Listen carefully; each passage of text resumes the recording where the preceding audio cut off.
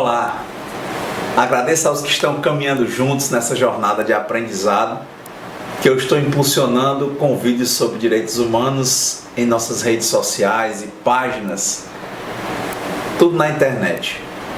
Saúdo os novos companheiros que surgem a cada dia. Já vou sugerindo que se aproximem mais, se inscrevam no canal, no YouTube, Facebook, Instagram e demais redes. Compartilhem, deem seus likes. Nesse início de década, como primeiro vídeo, apresento algumas conclusões importantes sobre a 74ª Assembleia Geral das Nações Unidas, que ocorreu de 21 a 27 de setembro na sede da ONU em Nova York. Trabalho direitos humanos porque representam o que entendo como mais forte para garantir a paz e evitar o sofrimento externo proporcionado por interesses que invisibilizam o ser humano nos seus empreendimentos. Na última sessão da ONU, o presidente da Assembleia Geral disse que os 10 anos que antecedem o prazo da Agenda 2030 para o desenvolvimento sustentável vão ser uma década de implementação. Nos termos aí do Relatório Global de Progresso de 2019, 81% dos participantes do pacto relatam estar tomando medidas para cumprir esses objetivos do desenvolvimento sustentável.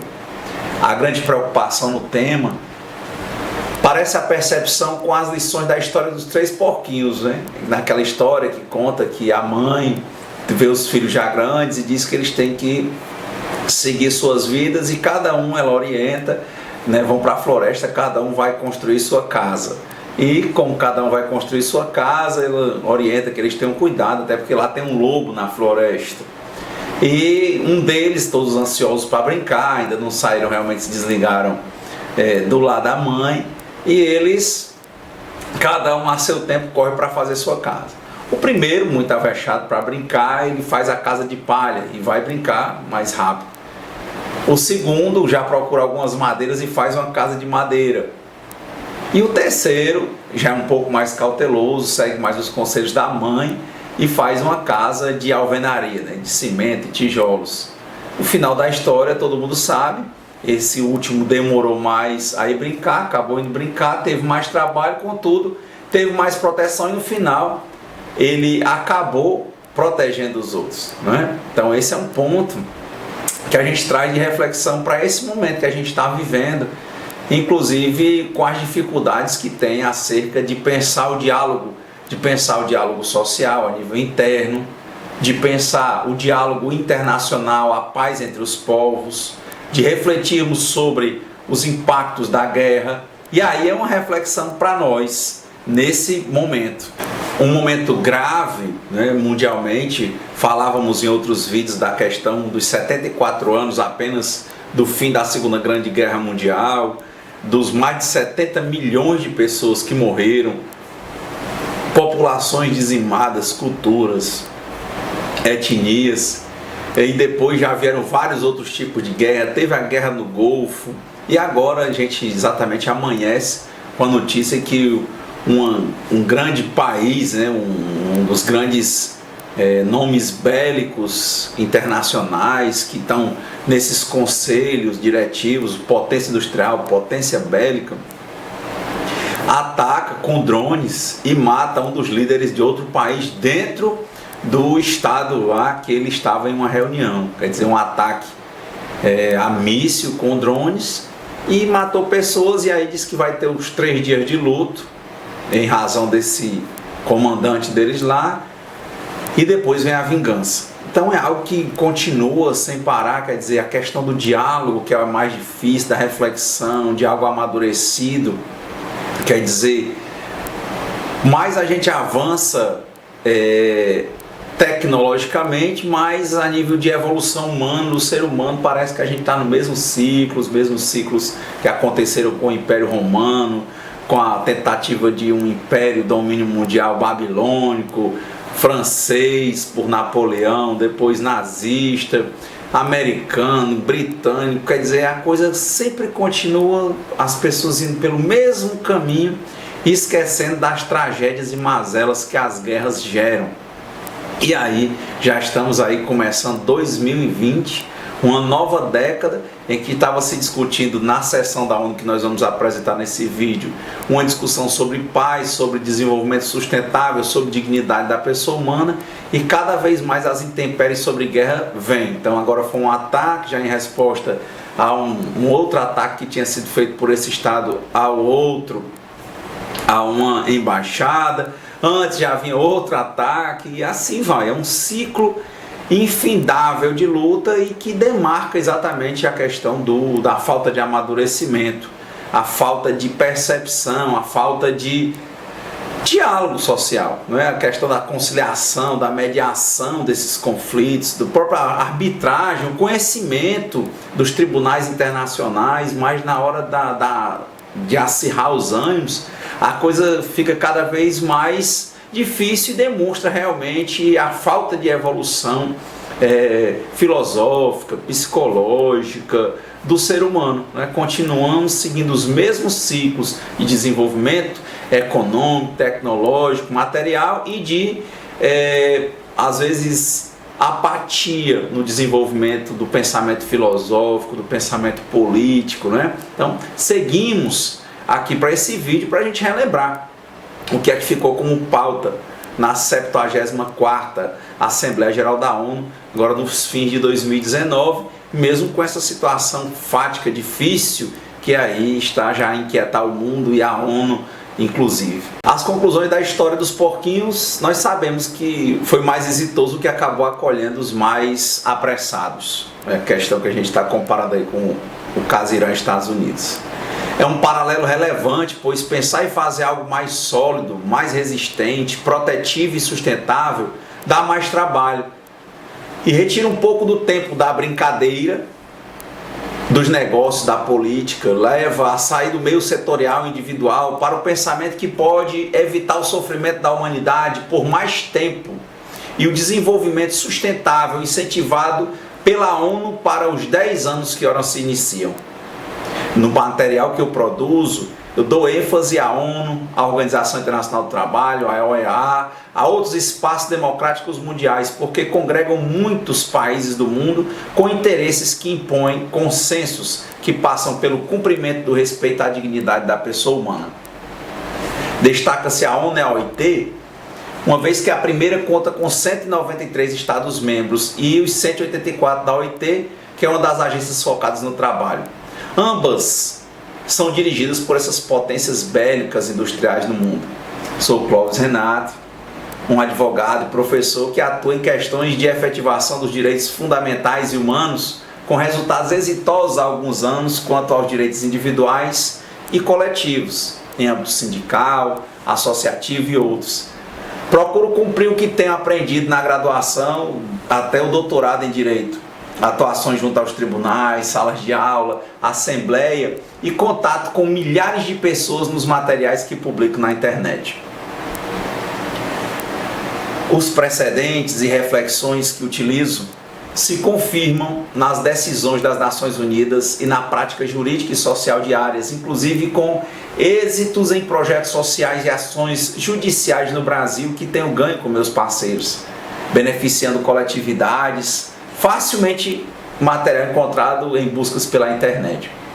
Tomo como parâmetro trazer precedentes que podem ser utilizados, inclusive judicialmente, para o bem da humanidade, considerando cada pessoa que deve ser poupada do sofrimento causado por ações dos estados que por vezes não cumprem o seu papel de unificar.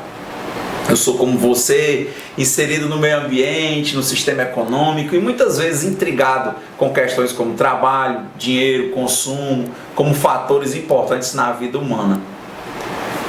No correr deste ano eu trarei vídeos que possibilitem uma visão mais ampla acerca dos problemas e possíveis vias de solução pensadas a nível mundial para evitar o perecimento dos direitos humanos. O material que produzo, com ênfase na efetivação social dos direitos humanos, é focado na atuação prática.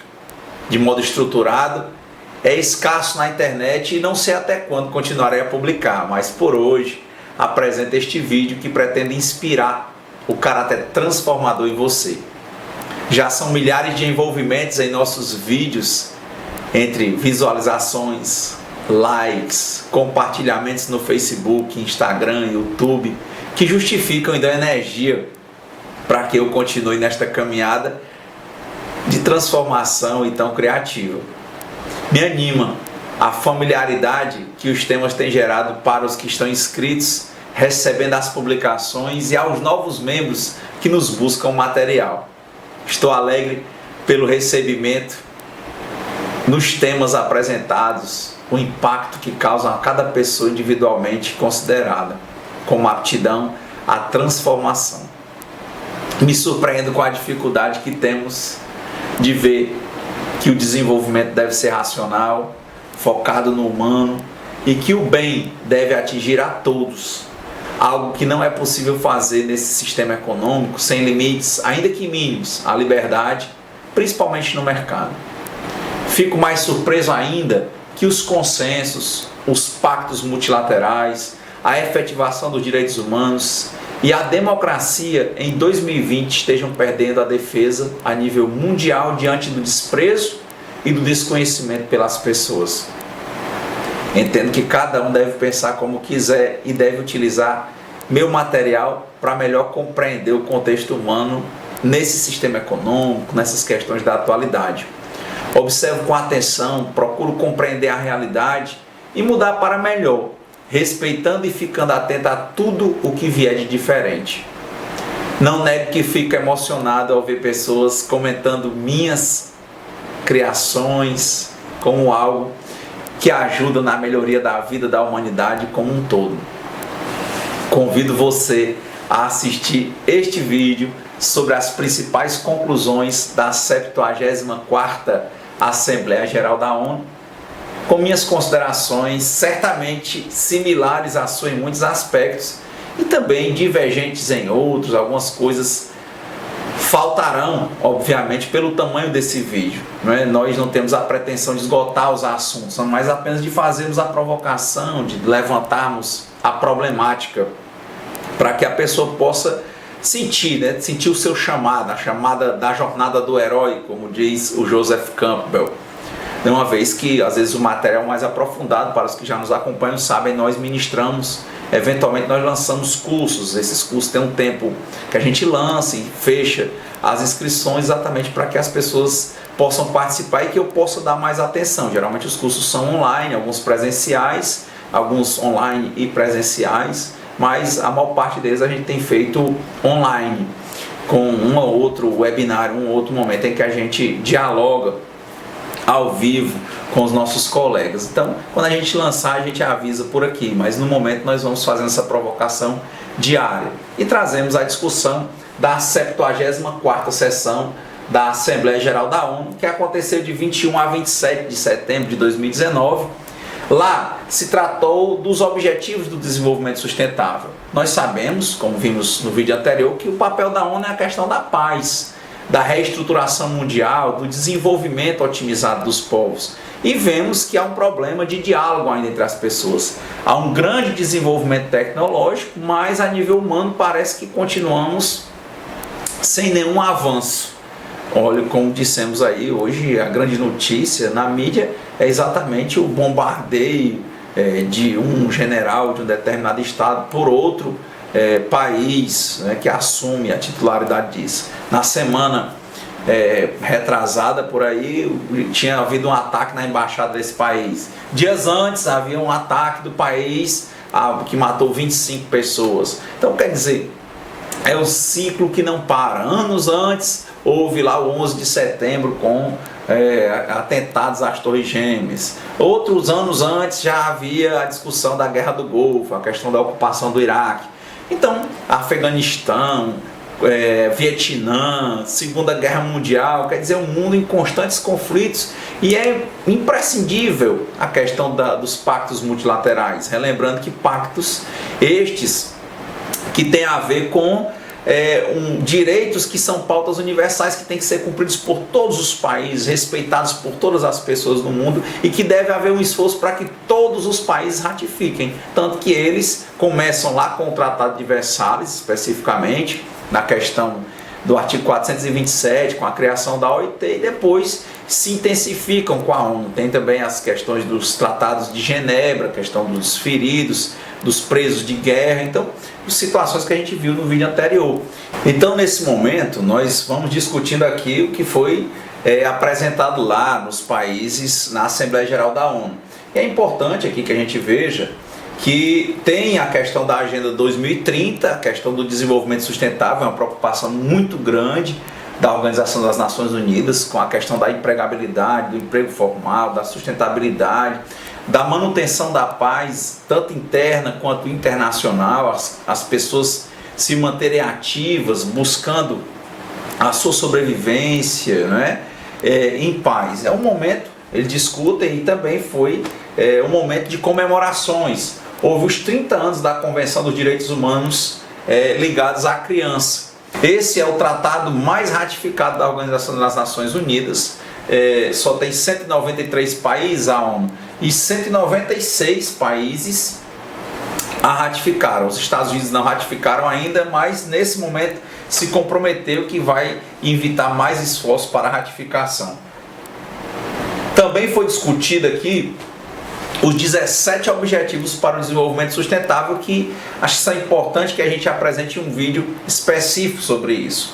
Eles estimam, né, com esses 81% que a gente falou no começo, de países que disseram que estão tomando medidas para o cumprimento, eles estimam o alcance de 12 trilhões, o nível de valor, né, na economia global, em torno de 380 milhões de novos empregos até 2030. E seria uma forma de frear o aumento das desigualdades. Esse ponto também traz aqui, o Brasil se comprometeu a reduzir a mortalidade prematura em torno de 1/3 até 2030. A Finlândia se comprometeu a alcançar a neutralidade com relação à emissão de carbono até 2035. O México se comprometeu a garantir acesso a todos na internet no seu país. A Holanda se comprometeu a dobrar o número de pessoas com acesso à justiça. E, na verdade, foi um ponto importante que se questiona muito o Sistema Único de Saúde. Todos os países, todos os estados membros da Organização das Nações Unidas se comprometeram a evitar esforços para que haja uma cobertura universal de saúde a nível mundial. E é importante que a gente reflita essas questões e o nível de avanço para essas perspectivas, para que a gente possa continuar relembrando. Então é sempre importante para a gente ir alinhando aqui os nossos pontos, que a gente lembre as discussões sobre as dimensões dos direitos humanos. Então, muitas pessoas falam conosco, na época que a gente ganhou o Prêmio Nacional de Direitos Humanos aqui no Brasil, já falavam, você vai defender o bandido, você isso. Então, não se percebe que os direitos humanos, dentro da mesma linha de teoria dos direitos fundamentais, eles têm várias dimensões. Eles têm, por exemplo, primeira dimensão ligada à questão da liberdade, intervenção mínima dos estados. Tem uma perspectiva de segunda dimensão ligada à igualdade, na lógica de que o Estado tem que ter um agir positivo, fazendo políticas públicas para garantir o máximo de igualdade e otimização, efetivação da dignidade da pessoa humana. Terceira dimensão, a nível de fraternidade, a questão do meio ambiente, da paz mundial, e assim vai. Hoje já discute quarta, quinta dimensão de direitos fundamentais. Daí que vem internet, saúde, moradia, educação. Então, um abraço, obrigado pelos likes, até a próxima, que hoje nós vamos concluir esse vídeo com um pequeno trecho, alguns vídeos de notícias, para não ser algo só particularizado, sobre o que está acontecendo no Irã, que começou hoje. A gente vai colocar uns trechinhos para que você perceba, como fizemos no último, sobre o que aconteceu no final da última guerra, como é que estava acontecendo lá os campos de concentração. A gente conclui esse hoje com um trechinho ligado ao que está acontecendo no mundo e nova iminência de guerra, para que a gente possa refletir sobre o que foi falado. Obrigado, um abraço, até a próxima.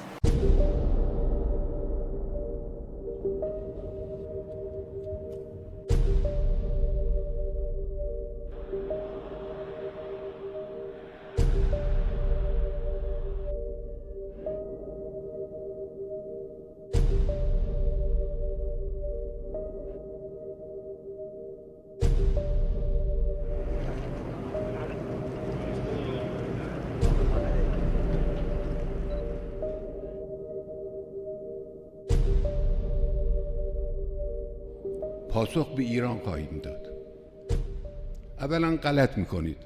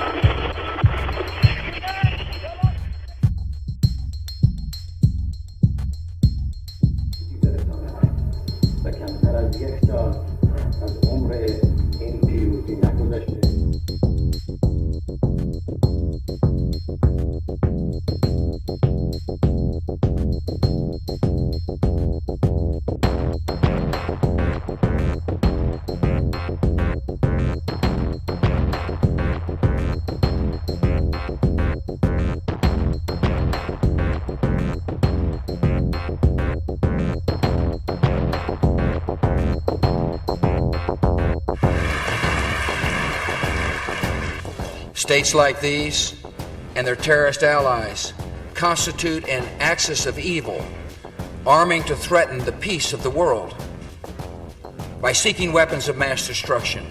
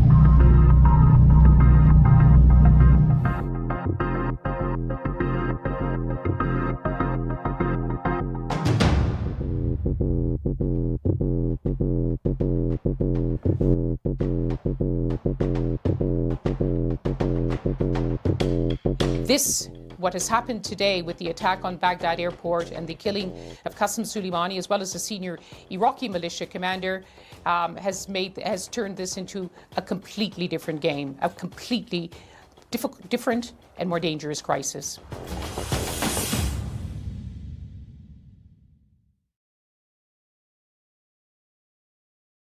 A pergunta que todo mundo faz nesse momento em que o Irã ainda está convulsionado pelo luto pela morte do general Qasem Soleimani é a seguinte: vai haver uma terceira guerra mundial? A resposta é não. Pode haver uma guerra regional? A resposta é sim. Isso pode acontecer muito rapidamente? Não. Como é que são arquitetadas as guerras? Ou seja, uma guerra mundial é exatamente isso, uma guerra mundial. Vamos pensar em como foi, por exemplo, a última vez em que houve uma grande coalizão internacional, que a gente não pode nem de longe chamar de uma coalizão mundial, mas que envolveu mais de 30 países, em certo momento chegou a quase 50 países, que foi a Guerra do Golfo. Ela começou a ser armada praticamente um ano antes de ser iniciada, em 1991. A Segunda Guerra Mundial, a formação dos blocos envolvidos nela, e vejam, a Segunda Guerra Mundial começou em 1939, acabou em 1945, veja só, tudo isso é passado remoto, principalmente nesse tempo de informação eletrônica, de informação digital, e é dessa informação que nós estamos trocando aqui agora, nesse momento, não é? Ainda assim, demandaria uma série de providências que não podem ser tomadas rapidamente, não tem como ser tomadas rapidamente. Ainda que, como acontece, por exemplo, em relação aos Estados Unidos e a algumas das potências da Europa, em relação à China, você tenha uma estrutura militar que está sempre mais ou menos num alerta intermediário, em que haja tropas pré-posicionadas em determinadas regiões estratégicas do mundo, em que haja equipamentos disponíveis, fartos, linhas de suprimento garantidas. Ainda assim, não é rápido e não é possível que seja rápido. O que é que pode acontecer mais provavelmente? Uma retaliação pontual, isso eu temo que seja inevitável, né? Uma retaliação pontual. A própria força criada pelo general Soleimani e que ele comandava até o momento de sua morte, que é a Força Quds, ela é uma espécie de força de elite dentro da Guarda Revolucionária Iraniana. Ela é definida no organograma das Forças Armadas Iranianas como uma força para operações internacionais. Na verdade, ela é mais que isso, ela cuida das operações secretas, ou seja, ela faz o trabalhinho sujo, né? Ou o trabalhão sujo.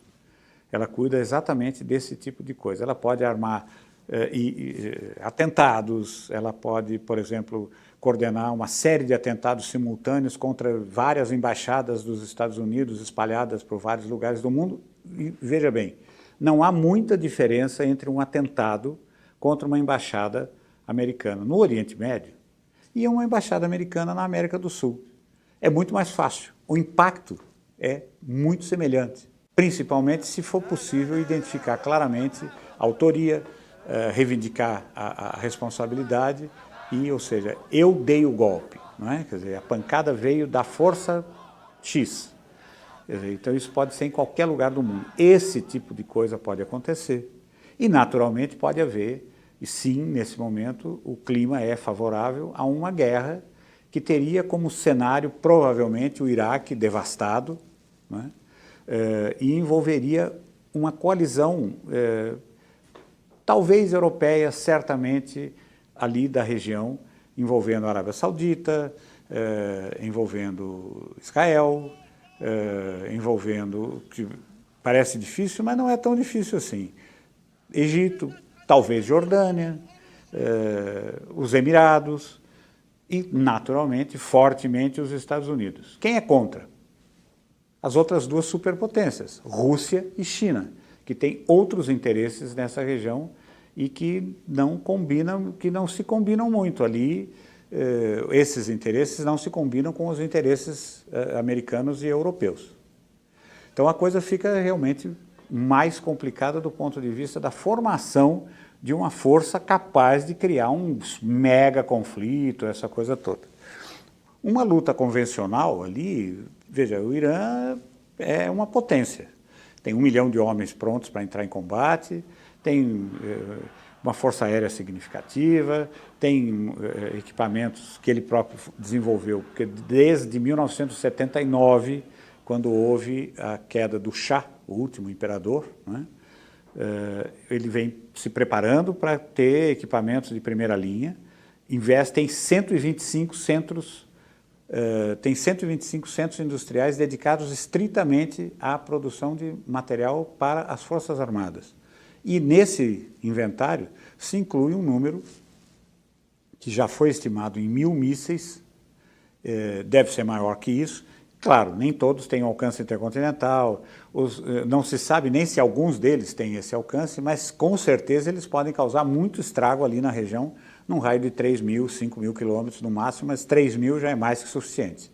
Não precisam ser necessariamente equipados com ogivas nucleares, não, ogivas convencionais. 1 tonelada de autoexplosivo é autoexplosivo pra caramba, não é pouca coisa não. Bem, como é que foi, voltando um pouquinho, como é que foi o ataque bem sucedido contra o comboio que transportava o general Soleimani? Um drone, com certeza pilotado a partir de território americano, o drone Reaper, que é um dos mais comuns, altamente confiável, ele pode fazer um voo armado, pode fazer um voo só de observação, pode fazer um voo misto em que ele procura alvos e já está armado, pode levar até 4 mísseis Hellfire, que é a combinação mais eficiente, né?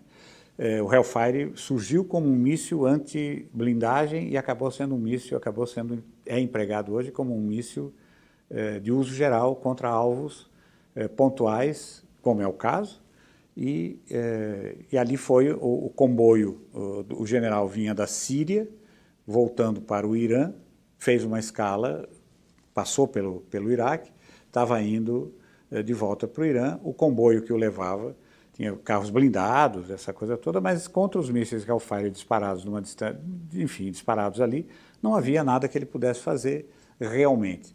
Os 2 carros explodiram ali, morreram várias pessoas.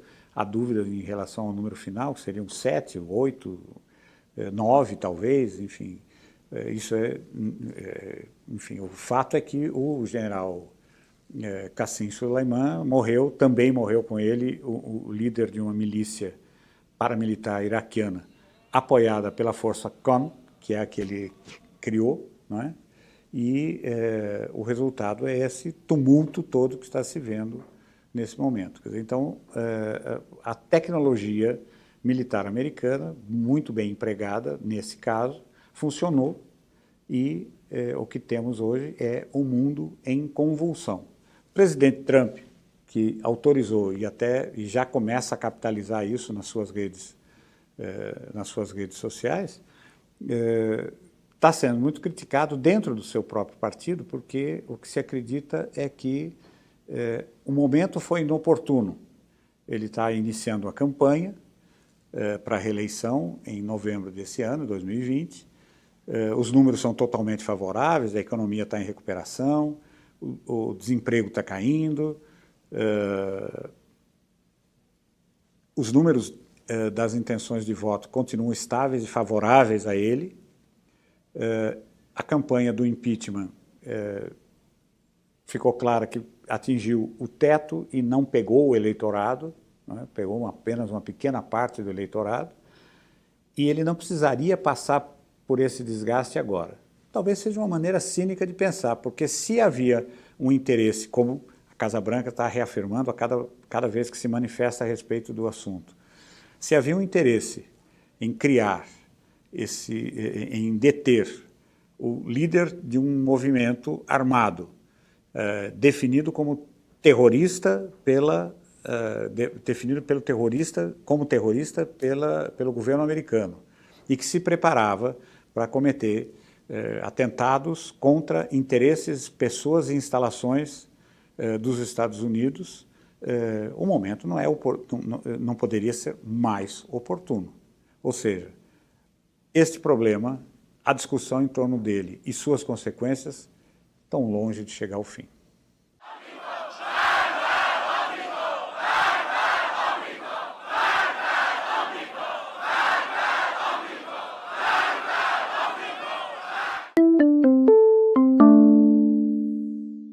Um ataque dos Estados Unidos a um comboio militar no aeroporto de Bagdá, no Iraque, matou o principal líder da Guarda Revolucionária do Irã, aumentando a crise diplomática entre americanos e iranianos. E nós vamos então falar ao vivo agora com a correspondente em Nova York, Patrícia Vasconcelos, que tem novas informações. Boa noite, Patrícia. O que foi que disse o presidente Donald Trump depois de autorizar esse bombardeio? Pois é, boa noite, Nascimento, boa noite a todos aí no Brasil. No primeiro pronunciamento oficial após o ataque, Donald Trump disse que os Estados Unidos agiram sob o comando dele para terminar uma guerra e não começar uma. Trump se referia a ataques recentes contra alvos americanos, ataques que foram ordenados, comandados pelo general Qassem Soleimani, morto num bombardeio. Hoje, mais cedo, pelo Twitter, Trump disse que o Irã nunca ganhou uma guerra, mas também nunca perdeu uma negociação, dando aí a entender que pode haver uma conversa nos bastidores entre os dois países após este ataque. O bombardeio desta sexta-feira, que deixou o mundo todo em alerta, foi considerado surpreendente por contrariar a política externa em relação ao Oriente Médio do governo Trump. Ele retirou recentemente militares do Afeganistão, depois no norte da Síria, e disse por mais de uma vez que não queria mais se envolver em conflitos armados naquela região. Vale lembrar que este ano há eleições presidenciais aqui nos Estados Unidos e a agenda internacional pode sim ganhar votos. No fim da tarde, o Departamento de Defesa anunciou o envio de 3.000 soldados para o Oriente Médio como precaução por questões de ataques que podem acontecer. Vamos agora ver na reportagem como foi o ataque em Bagdá. As imagens de celular mostram o momento em que o comboio foi atacado.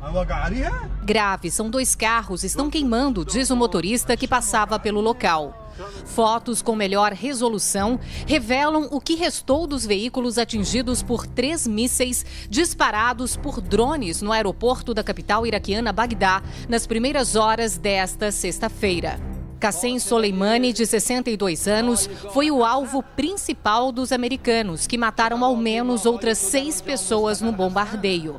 Soleimani era considerado a segunda figura mais poderosa do Irã e comandava a Força Quds, a unidade de elite da Guarda Revolucionária do país.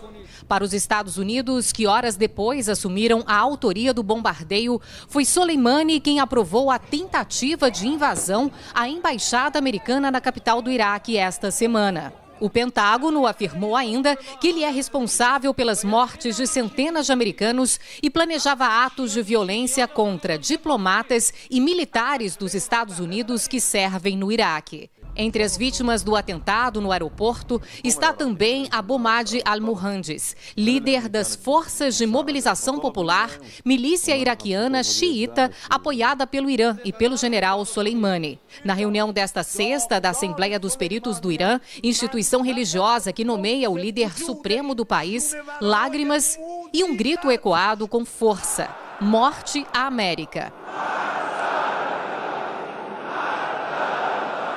Em várias cidades iranianas, multidões foram às ruas. A imagem do general assassinado era exibida pelo povo que gritou: abaixo os Estados Unidos. O presidente iraniano Hassan Rouhani afirmou que seu país e outras nações do Oriente Médio vão se unir contra a intimidação americana para defender os valores islâmicos. O líder supremo do Irã, Ayatollah Ali Khamenei, visitou parentes do general Soleimani, declarou luto de 3 dias e afirmou que os responsáveis pelo ataque sofrerão uma dura retaliação. Ayatollah Khamenei declarou ainda que o militar assassinado é a face internacional da resistência resistência iraniana e que todos que lutam por essa resistência buscarão vingança por seu sangue. O Irã também já anunciou o nome do novo líder da Força Quds. Será o general Ismail Ghani. Em entrevista à TV americana Fox News, o secretário de Estado Mike Pompeo disse que as autoridades iranianas já deveriam esperar uma ação do governo Trump. Pompeo afirmou que os Estados Unidos não buscam uma guerra contra o Irã, mas que não iriam ficar parados vendo vidas americanas sendo colocadas em risco. Logo depois do ataque aéreo na madrugada desta sexta em Bagdá, os Estados Unidos soltaram um alerta vermelho. A orientação é para que nenhum americano viaje ao Iraque, para os que estão lá que voltem imediatamente. Não há, por enquanto, qualquer alteração na rotina de segurança das grandes cidades americanas, como aqui em Nova York.